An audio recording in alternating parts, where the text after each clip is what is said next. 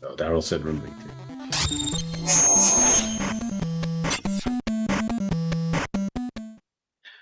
Okay, hello. Welcome back to your weekly Gamescast. We're on number 27, which is quite a lot. It seems to have gone pretty quick.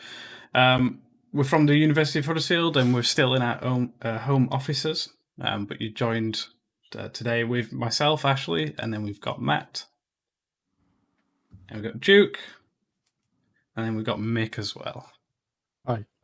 Hello. So we're going to look at talking about jobs and what sort of jobs is in industry. But before that, I think it's time for what's on the box. Best thing about this stream. What you can say? You tell me. The box! What was in the box? What's in the box? What's in the box? Every time, that intro gets worse and worse every time I see Maybe it. we should have a challenge. We could have an end of year challenge for our students for a bit of fun, just to make a new "What's on the Box" video. Yeah. See Oh, if we can beat that. I know. Rad wanted to do emojis for the Emojis for the chat, so Yeah. we need to get those in as well. That'd be good. I do love as we were doing the intro then in the chat, the nice Madagascar reference. Smile and wave, boys. Smile and wave. Smile away. Smile away. That's my standard response to most things. Right, so for those of you that don't know, What's on the Box is just a quick game we play at the beginning of every sort of Gamescast, and essentially we take it in turns. We give you a blurb on the back of a box, and you, as the chat, and us ourselves, have to figure out what that game is. I think, Duke, I don't have a timer, so you'll probably have to time it. I can do. Yeah, I've got my stream deck's got the timer. But there's about 30 seconds, and then we don't keep score, because I'm quite glad about that, because I think I'd be at the bottom of the leaderboard. No, I think I'm behind you actually, or possibly Daryl. Daryl might be the worst, but that's because he's not here to defend himself. Right, so Duke's first. There you go. Okay, you are what you race. Get behind the wheel of Another racing some game. What a surprise. another racing game, and the most realistic and customizable driving experience on. Create your own totally customizable race car. Well, I should maybe point out that has a Z in it on the actual box. But anyway, then power through the world's great race circuits, unprecedented realism. Here's your chance to own the cars that own the competition. Is that Z a spelling mistake, or is it intentional? That'd be It's an an American. It's an American box. As well. Oh, yeah, of course. I'm guessing Gran Turismo. I asked you last week, was it or the week before, whether he could guess a Gran Turismo box, but he doesn't play Gran Turismo, so I don't. I have think he played would Gran pick it. Turismo, but it's too. I don't know. GT's never. I like 1, 2, 3, 4 ish, but after that it went a bit naff. It was a bit. It's hard to describe. It's like you get your arcade races and then you get your sim races, and Gran Turismo always tried to be somewhere in the middle and never. Okay, really was successful. Forza Horizons. I'm just trying to think of any racing game that's got 2 words in its title. If you put the actual amount of stars... Time is up. I have put the amount of stars here. That was too quick for a timer up. No, that was 30 seconds. Because there's loads of racing games that I'm trying to think of, and there's Only one's got it right, and somebody's got it right. Oh no, 2 people have. In fact, Seto actually, Corsa. No, Gary's got the actual right answer. It's Forza something on Xbox, I'm guessing that says. Forza Motorsport. It's the first one, the original. If you press it, the first version. That looks terrible. Horizon was a good. I was going to go Horizon actually because I prefer the Horizons to the normal Forzas, but. Next week. I forgot that they had the motorsport tagline in the first one, and then they scrapped it. Yeah. Yeah, I was just going to go Catch through your as many ass. realistic racing games with 2 words in the title as I could. I should pick another game, shouldn't I? Something that isn't racing or RTS at some point. Mm-hmm. Right. So Mick's next. Okay. Ooh. Party on with the ultimate 80s jams. Video stars, pop rockers, and 80s icons. Pure 80s party. Share the spotlight. SingStar. Is this going to be SingStar 80s? SingStar. I was thinking maybe one of the dance ones, but it could It might be along those like- kind of routes, yeah. Oh, that's Maybe like one of DJ the games. I mean, I presume did they do a dedicated sing start? I mean, would you like me to give you any of the songs off it? Go on then. Oh, I mean, you could go "A Good Heart" by Fergal Sharkey. I don't know who that is. Hang on, the fact you said "Forever songs, Young" by Alphaville. It could be. Did they do a DDR or a Just Dance 80s The version? Riddle, Nick Kershaw. I've only got the latest Just Dance, and I played DDRs, but I don't remember an 80s version. it can't have been a just.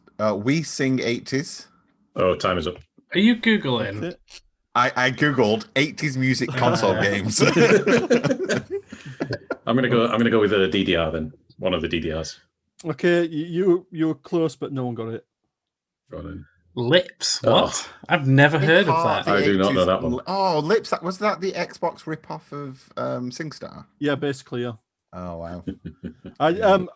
It's my wife's, and I just grabbed it off the Yeah. shop. You love those Nobody classics. believes you. No, it's basically it's one of those karaoke type ones, and that. So yeah, we know. Yeah, I've never played this, honest. enjoyed it. No, I have played it. And I quite enjoy it. I like a comment in the chat. That's the kind of game you find for 10p at CES. Yeah, that is pretty much what it would be. Oh dear. Is it me? Yep.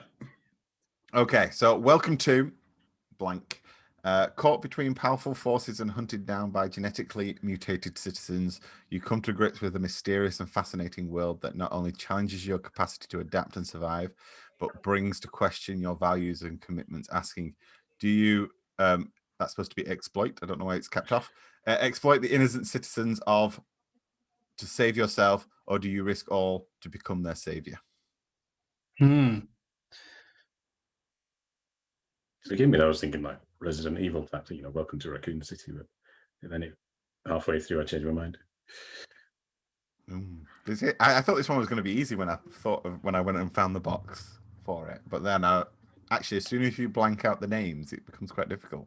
And you've not used the right number of stars, have you? No, I've just done 4 as a default.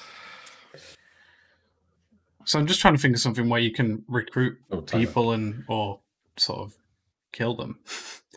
I'm thinking that Russian one.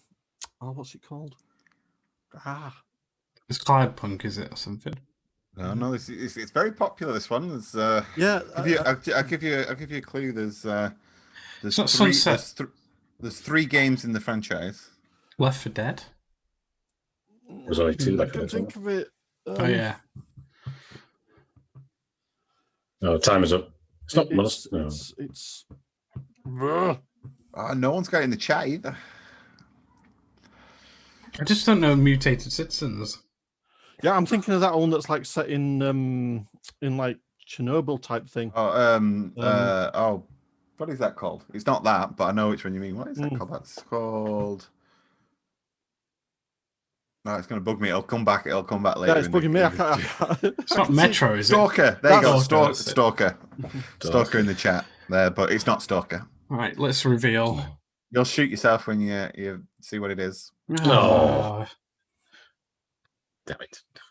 Good game. It makes more sense. It's Welcome to Rapture.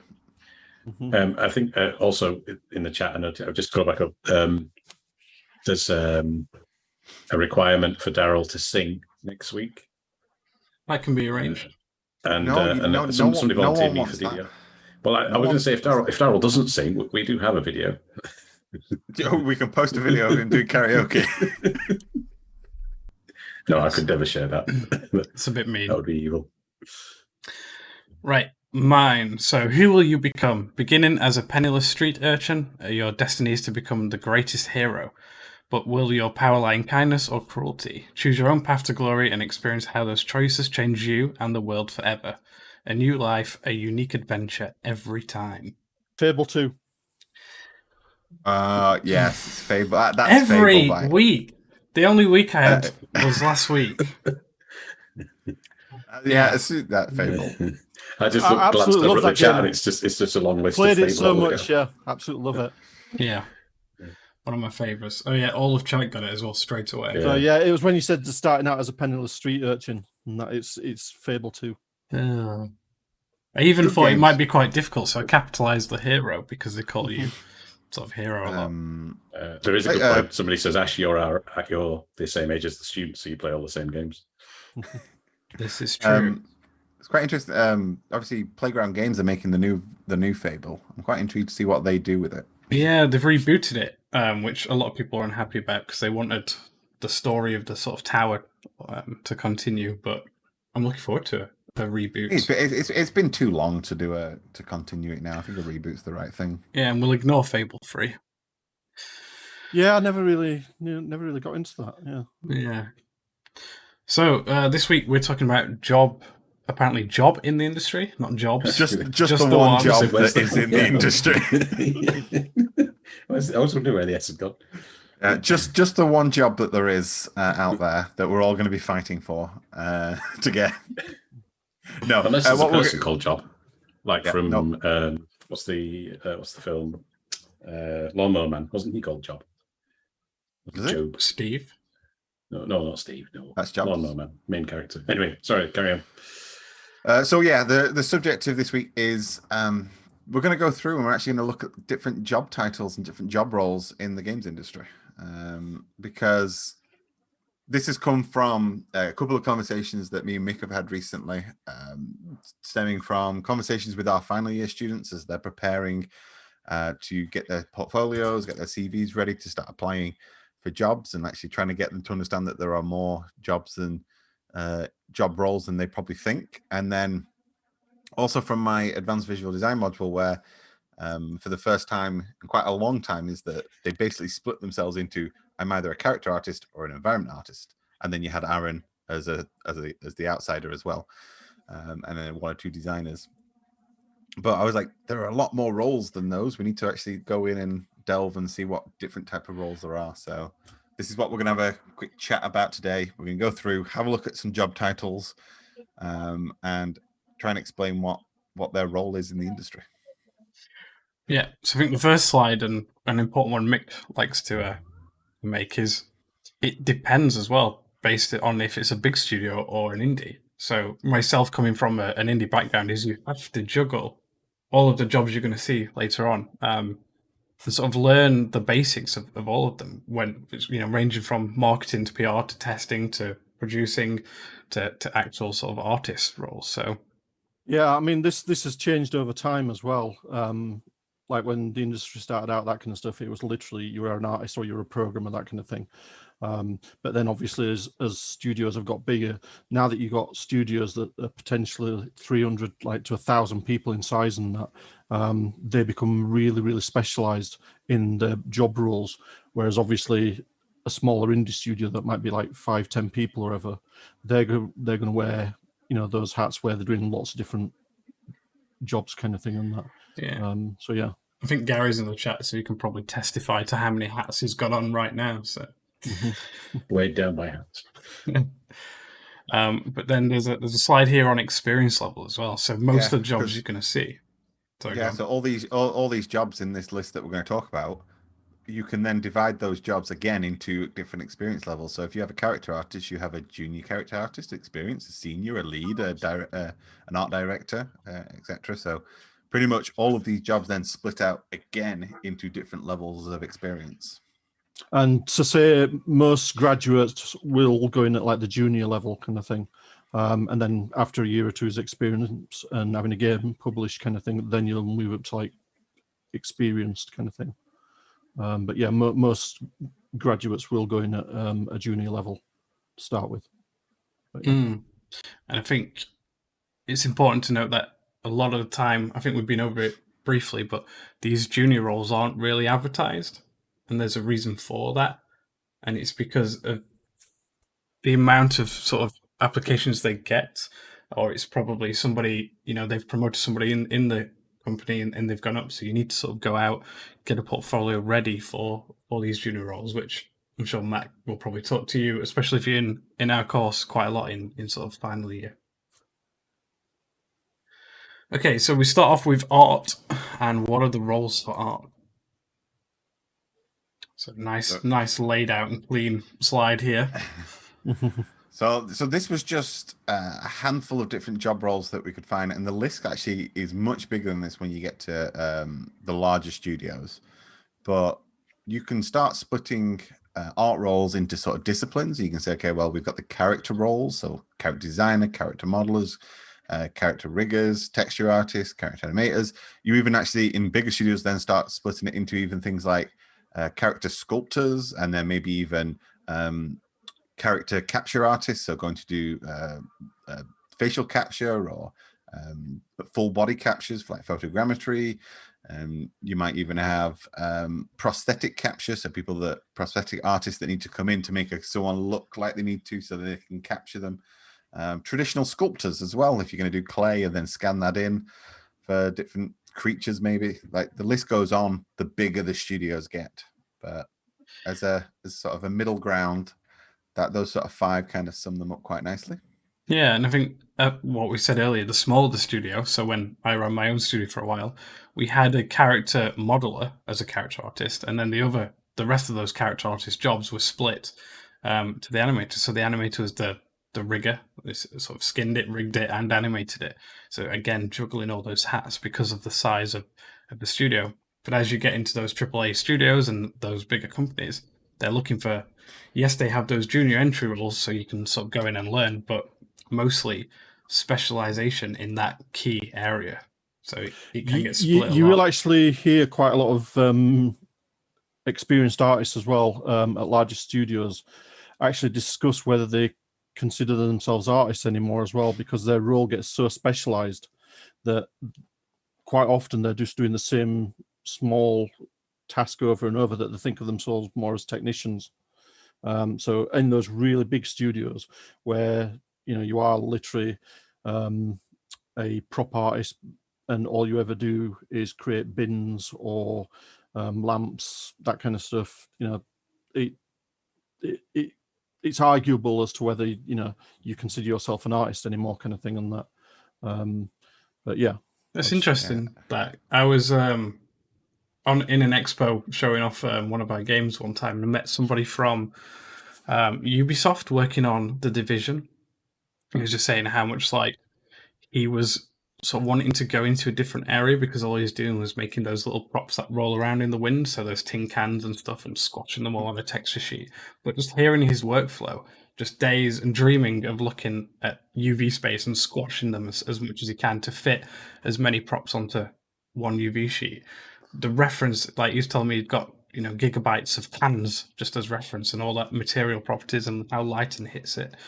But yeah, I always like the idea of becoming a foliage artist, so that all you're ever doing is plants and trees and that kind of stuff. You spend half your time outside just photographing grass, and then you come back and you just making grass and little plants and all that stuff, and that's all you do. But then again, where's the line? Where does that foliage go to a technical artist? Is that something an artist should do? Or, is having the vertex normals and those shaders for that foliage something a tech artist should do? Mm-hmm. And again, it depends on the company. Depends on the company, depends on the size. Again, because some of these roles, so if you go back to that slide, a lot of these roles, depending on the size, will actually merge together. So in a big studio, a foliage artist is going to be a very dedicated role, but actually that role might then get wrapped into just a generalist environment artist or a layout artist, essentially, that's going to be part of that. So you can then start splitting these up into really specific. So for instance, we've got there as just a random one, shader artist. Now that could be rolled into the technical artist job description, or in some studios, let's say you're making a racing game and you need lots of car paint shaders and different shaders for damage and stuff like that, you probably have a dedicated shader artist coming in to do that then. So it depends on the job, the game that they're making, the studio, the size of it, whether they can afford to have someone dedicated to something as simple as not simple, but as something as specific as foliage or something like that. It does tend to become less specialist when you're going into 2D art. I think that's just generally the scope of 2D games, kind of thing, is smaller usually. But yeah, there's not as wide of a range of artists when you go into 2D art kind of thing. But there is still, quite a few. So again, it will depend on the size of the company as well. So like if you're somewhere like King, that does a lot of 2D games kind of thing, mobile type stuff, then they'll have all the different like character artists, background artists, all your 2D animators, all that kind of stuff. Whereas like we say a smaller indie studio that might only be 5 people, they'll have one artist that does it all. Yeah. So. But then you even get some big studios, so like Blue Moon, who make like the Ori games, like that's all 2D. They're quite a big studio now. Yeah, that's gonna be split between your 2D character. Well, a lot of the characters are 3D, then they're rendered down to 2D. But your character artists, your background artists, and there's gonna be lots of different types of background artists depending on how they need foliage, like vistas, and then probably a lot of VFX and technical 2D artists.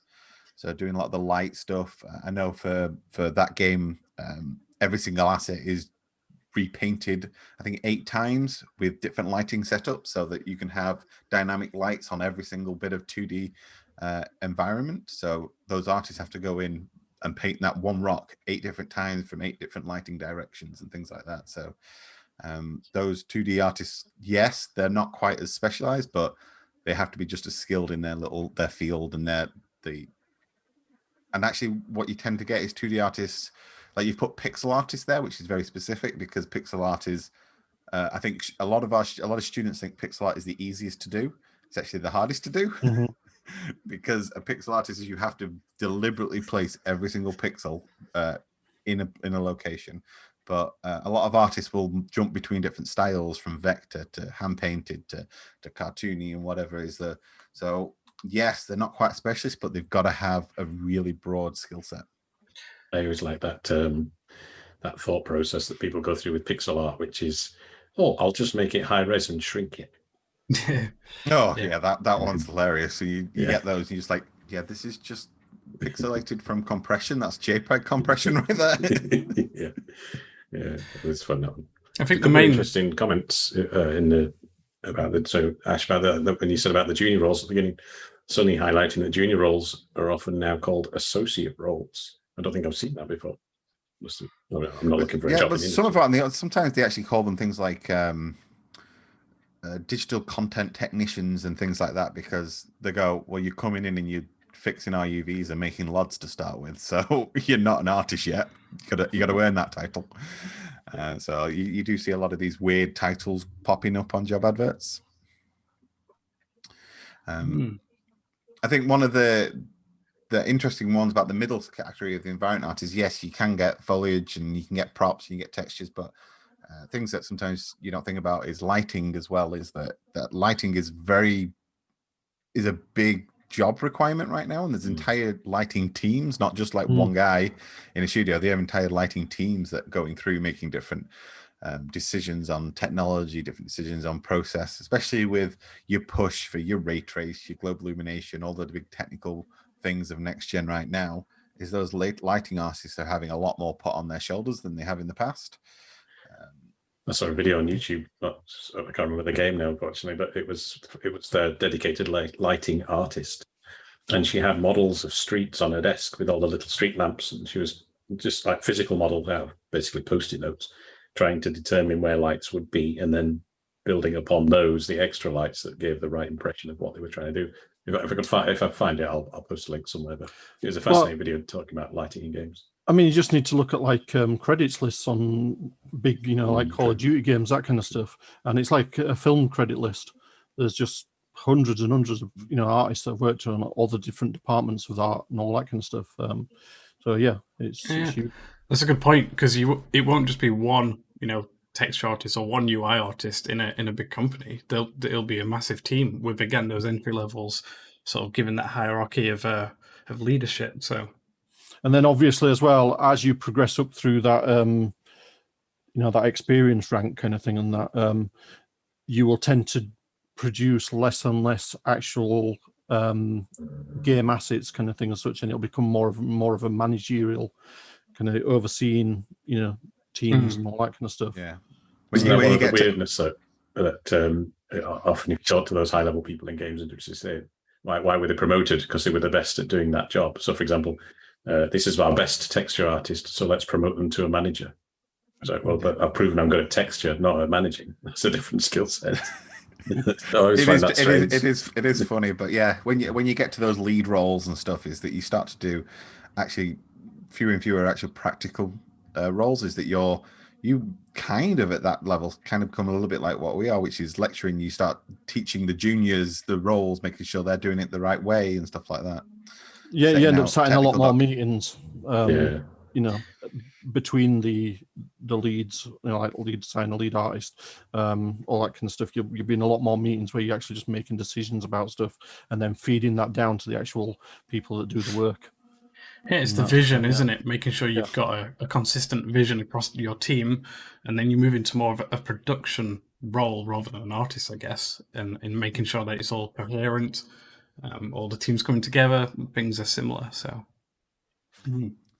And I think on that side, the last one we want to talk about on the arts is the technical artists, which kind of ties in with things like VFX artists and shader artists and stuff like that. But the technical artist is a really important role. And actually every year when you go to you see the GDC talks and you see all the panels, is that most of the big studios are crying out for technical artists because it is that type of person that sits between a programmer and an artist.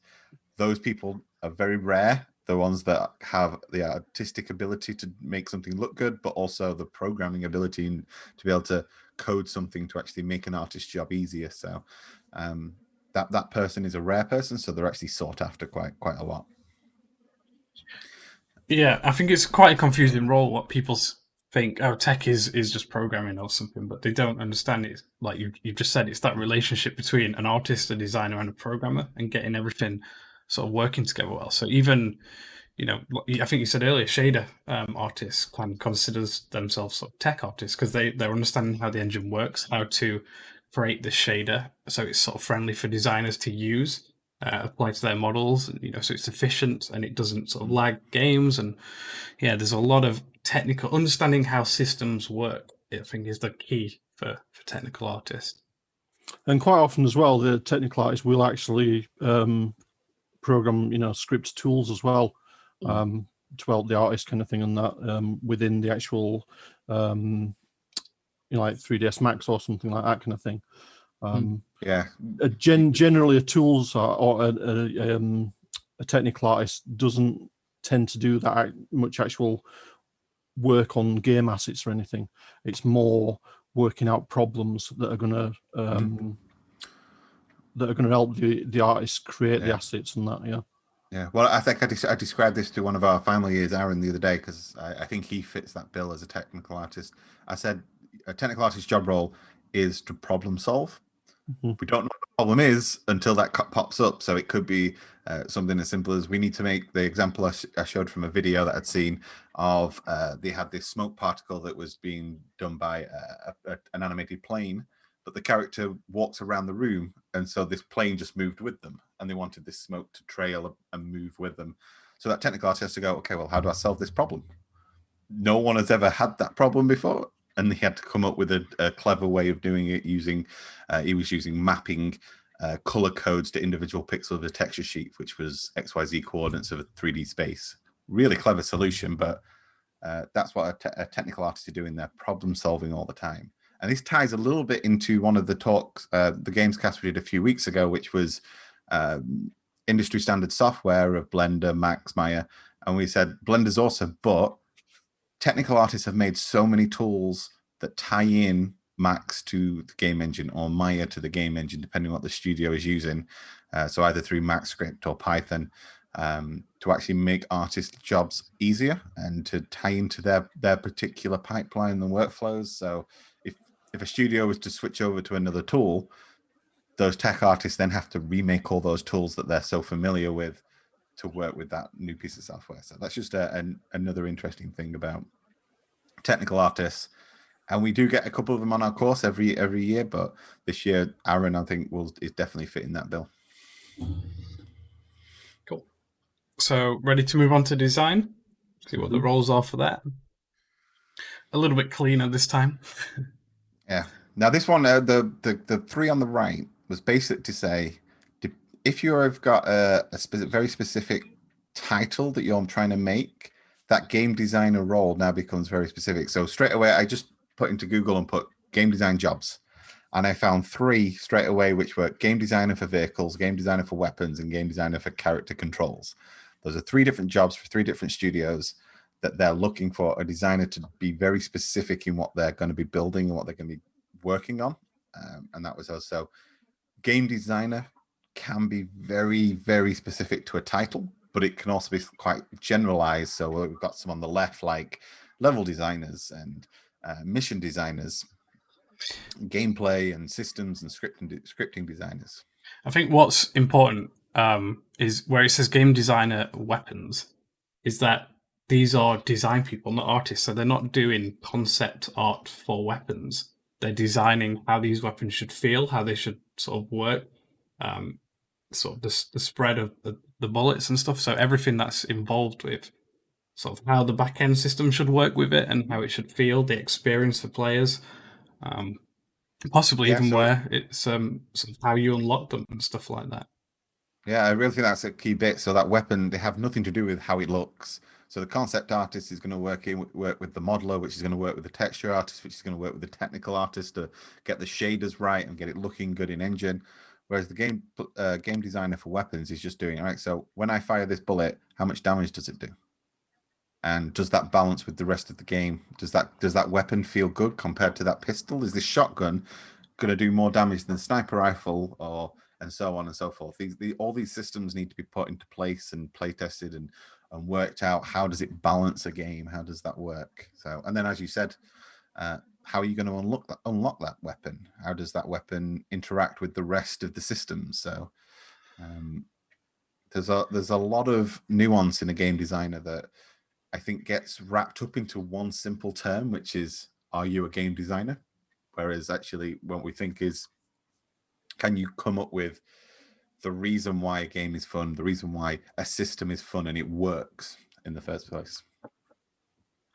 Yeah, I think it's important. And most of the time, obviously, you've been given a brief, sort of what the sort of theme is going for. So you have some sort of variables that you can tweak a little bit, but a lot of it is you're trying to create something that meets a design goal.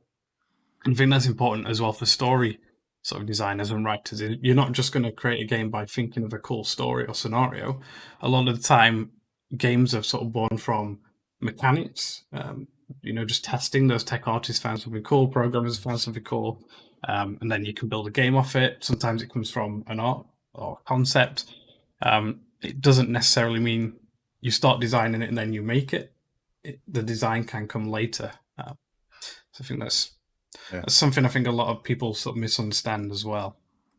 Yeah, and I think I saw a nice quote this earlier today when we were looking at some of these resources, because you sometimes hear people that say they want to be a designer, and you say, okay, what do you want to be? Oh, I'm the ideas person. I like to come up with the ideas for games. And this quote was cool. Get in the queue at the back, because there's 100 other people in front of you that not only have an idea, but they know how to implement it. They know how to put those systems together. They know how to script, etc., etc. Is that there is no job role for an ideas person. That doesn't exist. You have to be able to build, demonstrate, showcase that you can actually put these things into practice, as well as having an idea. So that's part of why the course is structured the way it is, isn't it? With the common first year, to allow students to have the ability to build the models, come up with the visual feel of that, and then prototype it as well, all from within those first year modules. Okay, all at foundation level, but that's the point, that you've got that. So if you are an ideas person, at the end of first year, you can at least start putting some of that idea into practice or developing early prototypes. Yeah, I think that fits in well with the visual design course as well that we do. So it's you give me a proposal at the first assignment, you get given a brief with some key points that you sort of have to meet, and then the second one it sort of opens up to you. But it's like we've just said, it's not just I'm an idea, so this is an idea. We need to know why. Is it a gap in the portfolio? Are you building your strengths, or have you done a SWOT analysis and you want to sort of build on those weaknesses and showcase strengths. So having a good understanding before designing is important for everything, really. I think a good one actually that I used last year is Resident Evil 4. I believe that was supposed to be the new Devil May Cry game, or the other way around, one of the two. And that has come from, obviously, it wasn't just designed from the get-go, it's come from manipulating and playing with the systems, trying something new in this IP, discovering something different, and then taking that and designing something completely new. And because it feels a bit different from what it should be, but something really solid and strong anyway. Yeah, I'd seen that talk as well by Capcom. Yeah, the first prototypes of Resident Evil 4 were so far away from the idea of Resident Evil that they actually spun it off and it ended up being Devil May Cry, Right. its own separate entity. And then they went back to the drawing board. I think they did this a few times, if I remember correctly from that talk. There was Devil May Cry, Resident Evil, and another Capcom franchise that all span off from basically them trying to make Resident Evil 4. It was that cold weather one, wasn't it? Sort of like Frostbite, not Frost an Engine. I can't remember what it's called now. Yeah, there's a couple of games that all span off these new ideas that the designers were playing around with, and they were like, "Well, this doesn't feel like Resident Evil; it feels like its own game now." It's quite interesting. I think the last one on this list, which is always an interesting one to talk about, is story designer and writer, which are kind of two different roles depending on the size of the studio, but you often hear students coming on, like especially on game design courses and game development courses, going, "Oh, I want to write the story." Well, go and do English Lit. Go and do creative writing. Go and be a journalist. Go and do writing. That is the job role. If you are a good writer, you can get a job as a games writer. You don't tend to go from game developer to game writer. That's not how that role works. Yeah, I mean, the core there is story designer and writer. You need to have a good story, and then you go away and you do your analysis on games, and you understand what makes a good story in games, how the systems play into that sort of narrative mechanics, and then just apply that on top of your main writing skills. Yeah, I think that's a good point. I think. Go on. I was just going to move on to scripters, but if you had something else. Oh no, go on. Yeah, scripters. Yeah, just a good one here that also fits into that tech artist role as well. So again, that tech artist working with designers and artists and programmers is designers need to design how the script should work, in order to help design the artists themselves. So it's no good telling a tech artist, I want to be able to do this. You need to talk to designers first and say, we're having a bit of trouble in this, maybe some modular buildings need doing. Then the designer can say, okay, well, let me have a look at the game's design document, what sort of art style we're going for. What sort of bits do we need? Do we have to go in these buildings, or are they just backdrops to show? And then coming up with a couple of quick systems that would be very useful for not just one person specifically, but for the team. So again, a lot of it is just that cohesion between the team and going back and forth. But this is sort of how it's tying in with those tech artists. And I think there was a question in chat about what's the difference between a tech artist and a tech designer. That's one of the difference. It's just understanding not necessarily how to build these systems. That's what a tech artist does, but understanding if you can build them and how they should work in order to help, efficiency in team, things like that. I mean, there's always going to be some crossover as well within disciplines as well. Depending again on the size of the company and that kind of thing. So these names and titles and disciplines are never, 100% rigid kind of thing. A name title can change between, companies and all that kind of stuff, depending on what it is they're actually needing. But yeah. Cool. Yeah, I think it's just talk about the writing in the chat. We got Daryl posting a link to an actual writer, an author, just putting a tweet out saying, "Oh, I've just been hired by Blizzard Entertainment as their game writer, and this is an author of books." So this definitely shows that if you want to be a writer, go be a writer, and then you can then move into games from there. Wasn't there a thing recently was it Canada, where the government were paying authors to work in games companies? I'm sure that was a thing. Daryl might post in the chat, but I'm sure it was recent, a few years ago, where I think it was the Canadian government were funding the writer part of the company. Yeah, Darryl saying yes. So they were the game studio could say we need a writer, and the government would pay for the writer. So the game studio didn't even need. I think Canada, a few years ago, Canada made a massive push for games companies to be in Canada, didn't they? This is why there's a lot of studios out there, the bigger ones anyway. It's because they get tax reductions and things like that. So the Canadian government was really good in trying to entice the bigger studios to come to Canada with. So I think any reason to boost a studio's worth.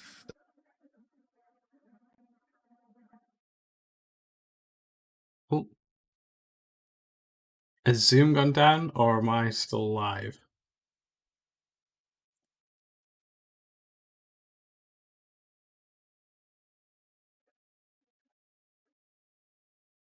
I'm still here. Okay, great. So awkward. On the Twitch stream. Are we back? Oh, there we go. We're all back. We're live again. Oh, apparently my internet is unstable. Your internet is unstable. Oh, I panicked a bit there. I like when Rad said, Rad's like, you can do this, Ash. We believe in you. Okay. Well, I think are we all back now? I think we are. Yes. Yeah, we're back. I don't remember glitch in the what Matrix. was being said either. We were just moving on to programming. Programming next. Yes. So what are the roles in programming? Well, loads of them. These are the ones that we could think of, weren't they? Straight away off the top of our head, as it were. Luckily, we've got some programming grads in there. So, like Sonny in the chat, might be able to chuck in a few more. This was the list that we came up with, and then I wrote a few examples. So these are some. I just picked 4 example roles and typical things that they might do. Now I know that I don't know how many of our programmers watch this stream. It's mostly the designers, I think, design streams. But we do have our programming degree, our computer science with games programming degree, and they're likely to end up in these types of roles. Actually, Sonny, in the chat, what is your current role? If you want to put that in the chat, and we'll see what I know you're at junior end, but give us some clue as to what you're doing and what the title is. So some examples: gameplay programmer. I suppose this is the nearest to our scripters. It's a very much that you were talking about crossover before. It sits at the scripty end of programming, in the sense of our programmers sitting at this. Our designers sitting at the programming end of scripting, the scripting end of design. I think that crossover in the middle.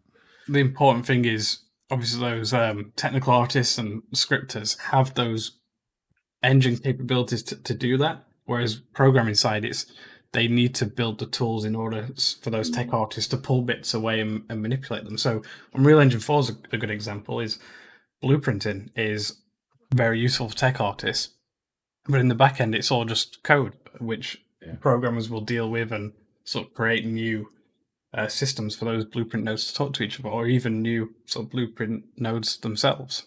I think Unity does something similar as well. Yeah, that's why I split the top one, the gameplay programmer. That's I suppose the least programmer of all of them, I guess. Whereas the other 3 are much more about, I suppose, tools is a bit more scripty, but engine and graphics is very much more the hardcore programming. Just an example, rather to highlight on that gameplay programmer, the AI with a star. We had a little debate about that, and of course, in big companies, you would have an AI programmer, depending on the complexity of the AI and how much AI is required and relied upon. Yeah, I mean, there's a really good article from a couple of my friends in White Paper Games, and they basically did all their AI in sort of blueprinting and Unreal Engine sort of AI tools, but at the end of it, it just wasn't robust enough to do what they wanted to and give that more natural feel. So they brought in a program to not just put that in the back end, but tweak those tools so they could, patch it at later dates, just to tweak those values a little bit. So it's important to note the difference between the two. And in fact, Sonny's just said he's an associate game tools programmer. So I actually, weirdly, when you asked that question, I should have known the answer because that Sonny's a tools programmer, because they got in touch with me and asked, we've got a tools programmer role. Have you got any grads that you want to send your way? And I was like, oh, Sonny would be awesome. And then, oh yeah, we've already hired him. I want another. So I kind of knew you already had that role, which is weird. So we also put in there graphics programmer, so those who write the low-level graphics code, which I think is a lot easier than it used to be. I remember writing many thousands of lines of code for this, but it's certainly progressed a lot more since then, particularly when DirectX was rolled into Windows, wasn't it, eventually? I've not done anything with Vulkan myself. OpenGL is interesting, of course, because of the cross-platform ability of it. And then put in there things like rendering algorithms, so understanding the way light interacts, like Phong lighting and all the other types, being quite important. I think Tools programmer, go on, sorry. I just saw the list, and character programmer is a nice one that stands out to me, because I'm guessing a lot of people think, oh, well, you just program a character to walk, but that'd be AI. You've got to think about how the characters sort of interact with players. Is there any dialogue? And then all those systems and tools, those interaction tools, maybe they can loot things, maybe they drop items, maybe they have sort of a massive narrative between them, like a big dialogue tree. All that's got to be created, and those tools made for the designers, for the tech artists. Sorry, it just jumped out at me. Even just simple as like, how does the character move and interact? And so like for in the studio for Mirror's Tale is that there's a lot of swinging and gliding mechanics, and actually getting the grappling hook to interact with the character and interact with the environment that's all part of the character pipeline. So I know that Josh, who's in his final year, he had a lot of trouble getting the character capsule from UE4 to actually interact with all the systems that he wanted to interact with. So he ended up just building his own in the end, I think. I think that was the final solution. Well, I mean, something else to remember is we keep talking of like Unreal and Unity and all that kind of stuff, but there's still hundreds of other game engines out there. The only reason we talk about UE4 and Unity is that they're free tools to use in education. Is that we can name probably, like, you've got the Frostbite engine, you've got Dice's engine, you've got CryEngine, and the offshoots of that, which Lumberyard, which are based off. And then, like I said, there's going to be hundreds that you've never even heard of as well, where each studio might have its own in studio engine kind of thing on that. And so with those ones, like your stuff like your engine programmer, your graphics programmer is going to be a lot more important there as well. You hear some stories. Like, I know a lot of our artists use Marmoset Toolbag to render and showcase their assets, but that tool came out of one of the tools programmers. One of the artists wanted to be able to just see their model without putting it in the game, in their engine. So one of the tool programmers just took the entire code base for their rendering engine and just went, oh, here you go, I made you a little tool so you can have a look at it and just look and load in your models, load in your textures. And that became Marmoset Toolbag, like one of the industry standard viewers, essentially. So you hear this all the time. Like, there's so many custom engines, custom tools that are being made all the time. I was just going to say, I noted that Sonny said, go make your own, which is, of course, before UE4 and Unity. In UDK, our programmers did make their own. Often for Team Project, they all had to make their own engines before they even made the game. So I remember about 10 years, and that was much more of that. I remember when we were doing Team Project when I was at university, is that the first question was, so which of the programmers is making the engine?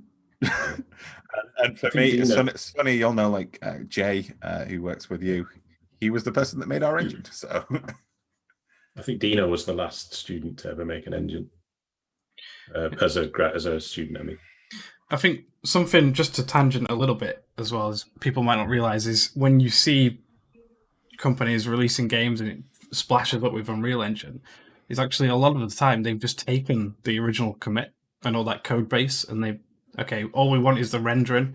We'll remove everything else and put our own code in there. So because they've taken that rendering part only, they still have to say it's sort of Unreal Engine. So a lot of the time, some in-house engines will be based off code that's already been done for other engines, pull those bits in, and then build those tools to work for their game specifically. I know when I did our first game in Hypersloth, we looked at Mirror's Edge and how they were doing certain sort of the sort of user experience feel for the characters' first-person stuff. And in fact, they used UDK, but it was only just a couple of bits, and a lot of it was completely different. So it's quite an interesting sort of thing to have a look at. Yeah, there's still a lot of game engines and games being made on the Quake 3 engine right now. A lot of there's the highly modified Quake 3 engine, but the core underlying structure is still Quake 3. So you've got to remember that these engines are robust, they are transferable, as you say, is that you take the bit that you need and you add to it what you need to actually make the game you want to make now. Cool. Shall we move on to production? Just seeing the time a little bit. Yeah. So production roles now. So again, you might be sort of interested in games, and you might not be an artist or a programmer or a designer, but you need to understand quite a bit of that if you want to move into production.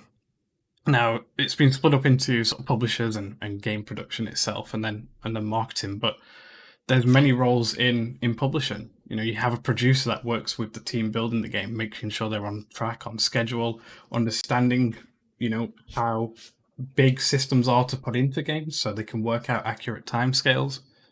You have people there that are sort of doing distribution and licensing, people that are researching how the game's done and where players have been sort of interacting the best, to relay that back to other studios that they're working with to build sort of better games. So loads of other job roles that aren't necessarily in creating the games themselves, but understanding those games and using that knowledge to build better games. I think marketing as well. I think unless there's anything else on this. I was going to say outsourcing manager is missed off there that I'm just thinking about. So quite often you'll get someone that is in charge of managing exterior artists or that kind of stuff, and they might not necessarily be an artist themselves. It's more of a managing their outsourced artists' time and making sure that the correct assets are coming in, kind of thing, and that kind of stuff. Yeah, a big enough studio will have an outsourcing team because they'll have multiple outsourcing companies that are doing different things for them, from code to art to whatever it might be. So they have a team of artists, a team of designers, a team of programmers that are making sure the stuff that's coming in is meeting the requirements that they need. So you actually have completely got entire outsourcing department.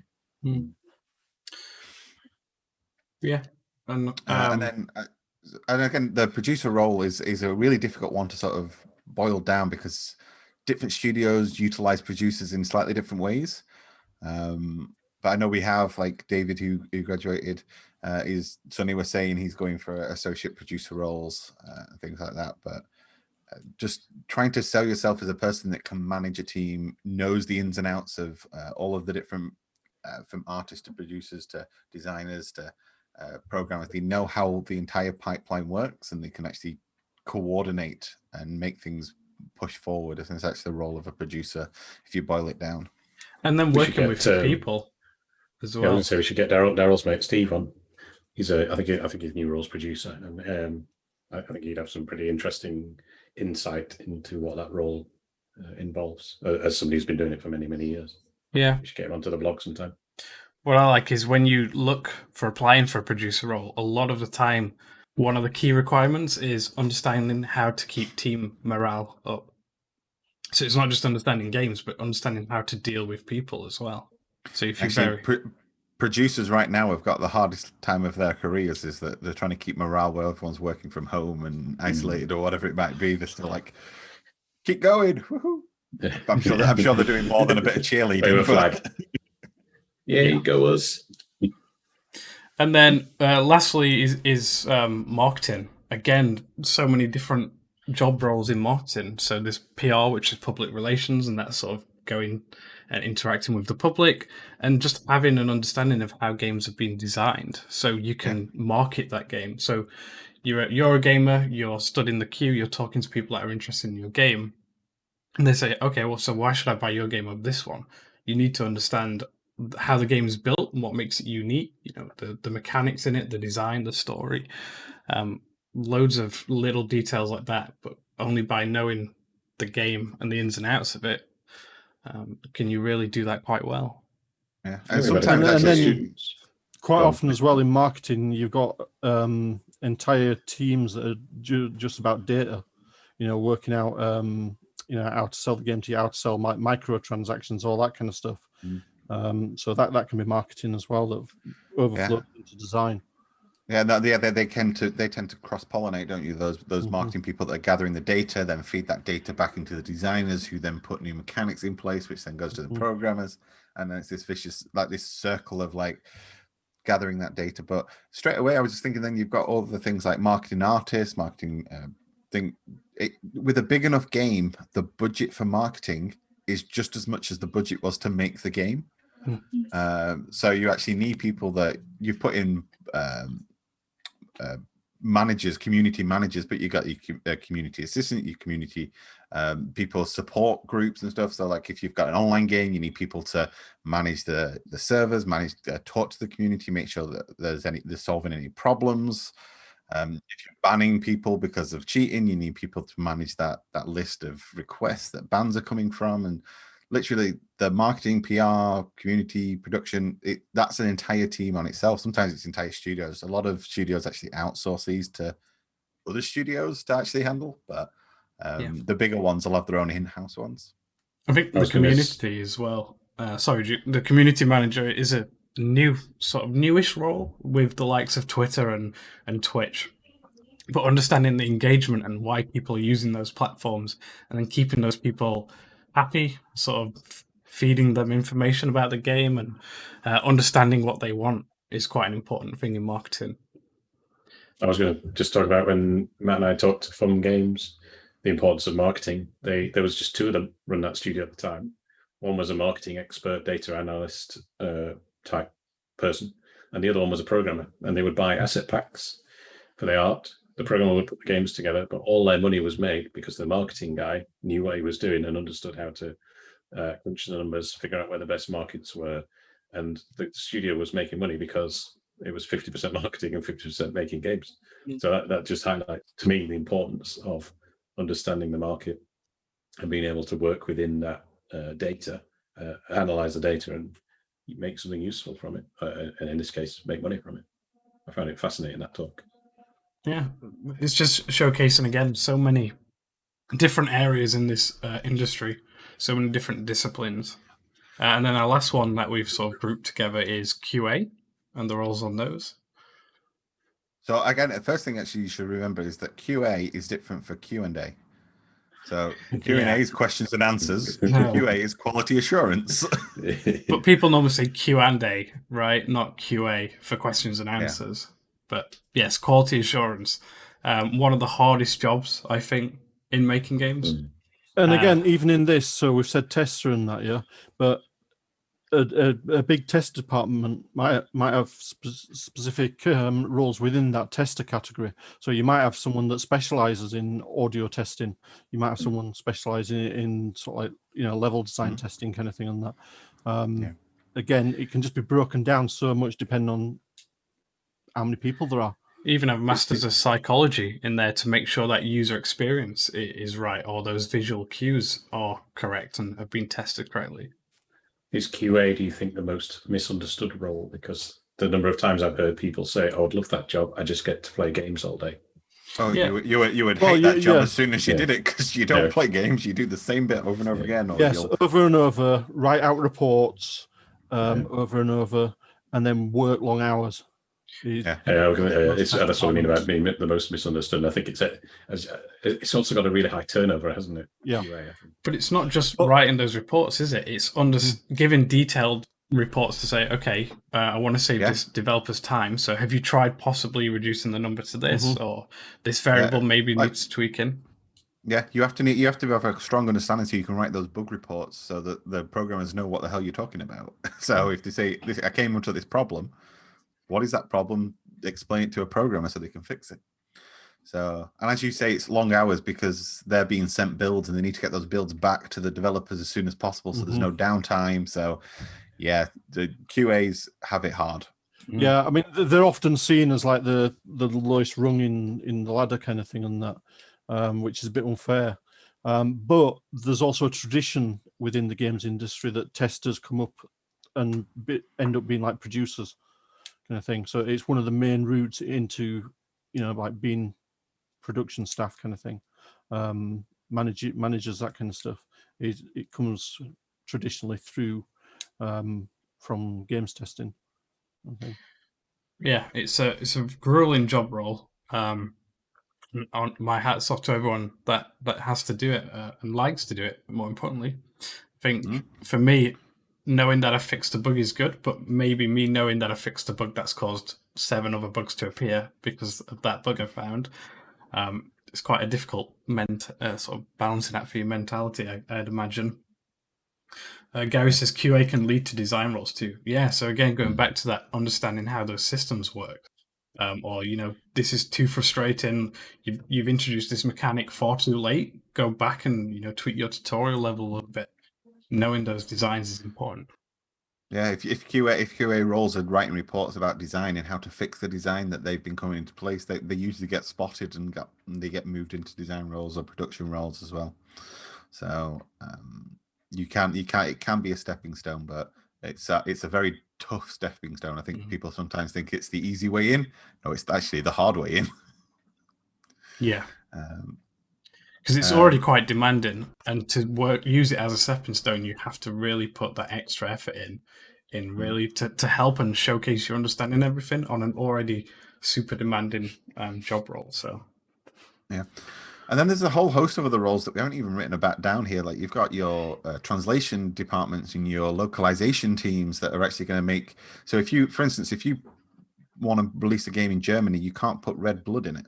All blood has to be green because of localization laws and stuff like that. So you have to have entire departments that know the rules of different countries, different regions, working with translation teams to make sure that you're not going to say something offensive in one language that's fine in another and things like this. So that's game audio as well. Yeah, game audio. We've not even talked about audio as well, and integrating that, and then actually your programmers. You have audio programmers, you have audio designers, you have audio testers. Is that they all tie into these different things. So a lot of what the entire purpose of this entire talk cast was just showcase that you don't have to pigeonhole yourself into I'm a character artist or an environment artist. And I think it's a nice designer blanket statement. Designer is that there's so many different roles that you can try and work your way to demonstrate a specialism. That's what, for me, that's what final year of a course is all about, is that your first year is about getting to know everything, how the game industry works, all the different tools, all the different software, the techniques, everything you need to know to make a game. Second year is all about trying to find what you enjoy and trying to find a specialism. And then final year is about demonstrating that you are X, ready for X job. So finding that job description and saying, yep, I meet that job description as soon as I graduate. Yeah, I think it's also a nice example of, without trying to sound too harsh, those people that say, yeah, I'm going to be an indie artist, I'm going to run my own business. That's great, and we encourage that. I did it myself, but you can see how much stuff you have to juggle, and we've not even really tailored it towards indie. There's all the sort of business face you have to wear, all the events, the networking, the sort of chatting to those people. So there's a lot to learn. I did it for numerous years and I learned a lot, but it's so full on and intense. So you can see just how many sort of bits you have to juggle. But yeah, a lot of people say, there's not many jobs. I'm a bit worried I'm not going to be able to find something.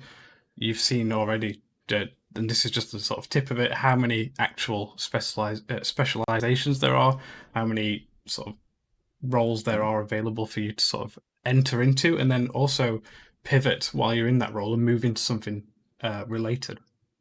Yeah, and the games industry is just growing. Right now, it's the only entertainment industry that's doing well during the pandemic. Although others are struggling to go, all right, how are we going to make sure we survive? Whereas the game industry is like, woohoo, we've got new consoles, we've got new studios, Microsoft's buying studios up left, right, and center.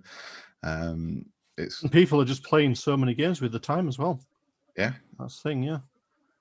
So it's time to play games. It's just going to get bigger and bigger. There's going to be more jobs required to actually support this. There was in Gamasutra a couple of weeks ago. Budget for games are outpacing budget for movies now as well. So for the bigger titles, they're literally, the money people are going, take our money because we know we're going to get an investment back on a game, whereas they're not sure they're going to get that investment back on a movie unless it's a Marvel movie at the moment. Yeah. So it's interesting to see the direction that the game industry is taking. It's just growing and growing, getting bigger and bigger. So there are more jobs. Cool. So unless there's anything else you feel like we should add, I think we'll call it there. Just remember that you don't have to pigeonhole yourself early. Specialize, research, experiment. This is what your time at uni is about, experimentation. Trying to find where you fit. And then you can try and work your way into it. But just to wrap up, obviously we're on Twitch right now, but or you're watching us on YouTube. We have Hud Uni Games is the University of Huddersfield sort of outreach. So if any questions, have a look at HudUniGames.co.uk, which Duke has a blog, and there's some interesting things on there. Like if you found us randomly and you think about coming to an open day, HudUniGames.co.uk/open day for some more information. And hopefully we'll see you next week. Yeah, so thanks for watching. Dip your toes in as many areas as you can and have fun. I'll see you next week. See y'all. Bye. In a bit. Yep. See you later.